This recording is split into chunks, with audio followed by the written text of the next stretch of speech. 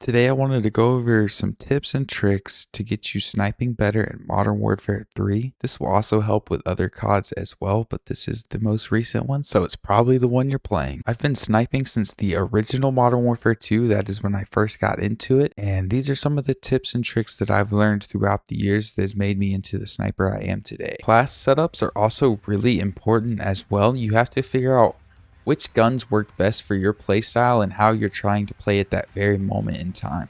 So say if you're playing S&D, you want a one-shot sniper for most of the time. It doesn't have to relatively be that quick. You know, something like a Cat AMR, one of those heavy hitters that, you know, is pretty consistent would be the choice that you would go for there. But like say you run around a lot and you're trying to go for clips, or you're just playing a hectic game mode like 10v10, then you're going to want something, you know, a little bit faster. This is kind of where it can be up to your discretion because there's a lot of really good snipers. So something like the SPX or the FJX, like that'll work really good. If you want something super fast, you're playing stupidly aggressive, then you're going to want something like the fastest longbow class. It just really all depends on your play style, how you're playing, what game mode you're playing, and everything like that.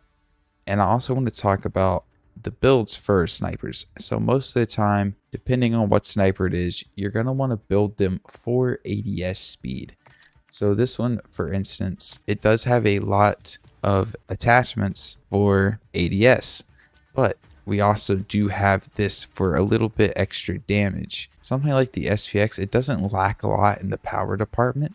So pretty much everything on this is built for ADS, other than, you know, a typical like higher round magazine, because you want to hit more people in your clip. You need more rounds. It's really important when you're going into a situation where you have multiple people that you can pick the right person to shoot at first. So this is a little example here. So I go around this corner, I see this sniper glint on both these people, so I take them out first because they're most likely to kill me. And then this guy, and then right here I kind of mess up. I go for that guy and then I get panicked. That is what you don't want to do. Another commonly looked over tip is getting used to gun timing and movement. So I'm gonna go through a few different guns and show you kind of what I'm talking about.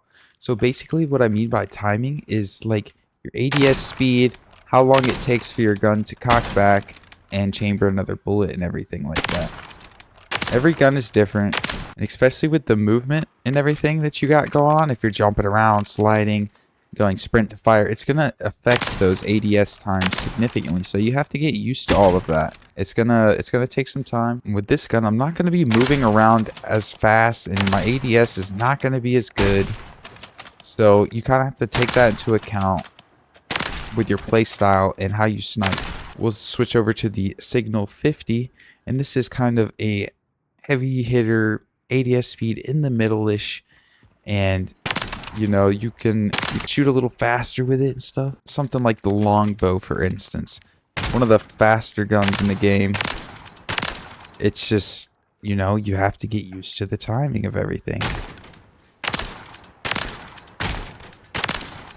Crosshair placement is also very important. You've probably heard this if you've played CSGO, Valorant, or any of those shooter games.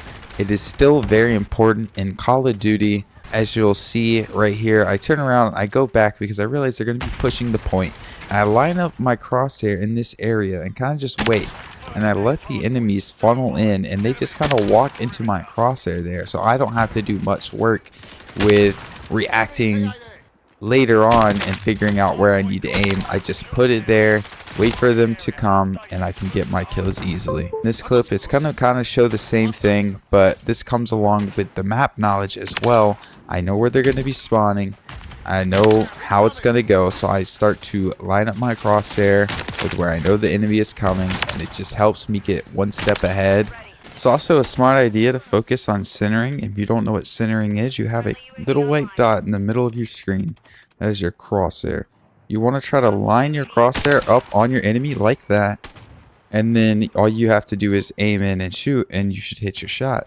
It'll save you time and make your shots look a lot more clean, so you won't have to drag onto your enemy. It's a very good habit. It'll make your pop shots really nice and make your clips look really clean. when you could just, just have your crosshair on your enemy and you don't have to take that extra time in your scope to adjust your shot. And also, it'll make it where you can kill your enemy faster and less risk of you dying.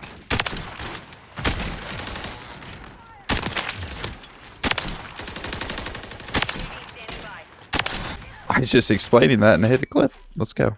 This next tip just kind of comes with time and playing the game. That's basically learning spawns. Figuring out spawn patterns on maps and whatnot. But the ways you can try to get to learn them a little bit faster is by obviously playing more and playing kind of aggressive and also just looking at the minimap. Because you'll figure out over time what their spawns are going to do based on your location, your team's location.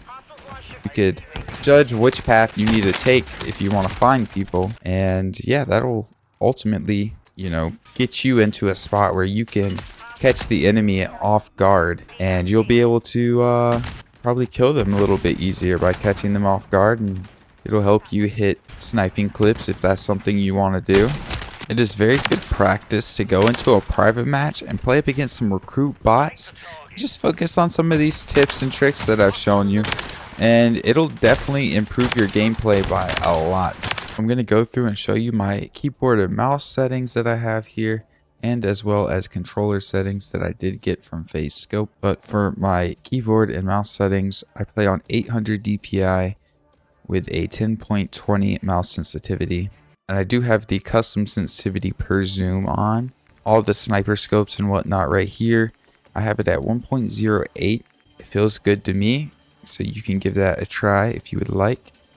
My ADS sensitivity type is relative. Let's go over to keybinds. Just the typical keybinds. Some of them are not bound. I don't really ever prone or dive or whatnot, and plus you have this setting here, which is like kind of the same thing, other than I don't know. So I just have that bound. I've went through and changed some things because I played on some like weird setups, like where I used mouse and controller at the same time. That is a video I also did if you want to go check that out. All right, done with the plugging. Okay, yeah, so everything's pretty normal here, except I have my next weapon on my scroll wheel. I like to have where I can toggle through my weapons and stuff with my scroll wheel. Tactical stance is on one of my side mouse buttons. Melee is on my other side mouse button. Lethal equipment, when I press down on my scroll wheel, I will throw my lethal equipment. All right, let's move on to controller here. Everything default pretty much here. Controller vibration, I play with it off. That is completely your preference. I just haven't played with controller vibration in a very long time. Okay, let's go on to aiming. So right now, I don't play on controller a whole lot. I'm not like the greatest at it because I've been playing on keyboard and mouse for so long. 1010 is my sensitivity that I run right now. I don't have any ADS multipliers going on this. Aim response curve, I have set to dynamic. Default for that. The transition timing have on instant. Custom sensitivity per zoom is off. Target aim assist on, of course. Aim assist type default. And yeah, that's pretty much it for my settings. I really hope this video I put together for y'all helps y'all out. None of this stuff comes easy. It's gonna take time to focus on doing all these things. You can't just cram everything into your brain at once and try to focus all on it at once. Try to go through, play up against bots, like I said, and just take your time learning one thing at a time, and then you'll slowly be able to integrate it all into one. You'll be sniping pretty good. That being said, I'll catch y'all later.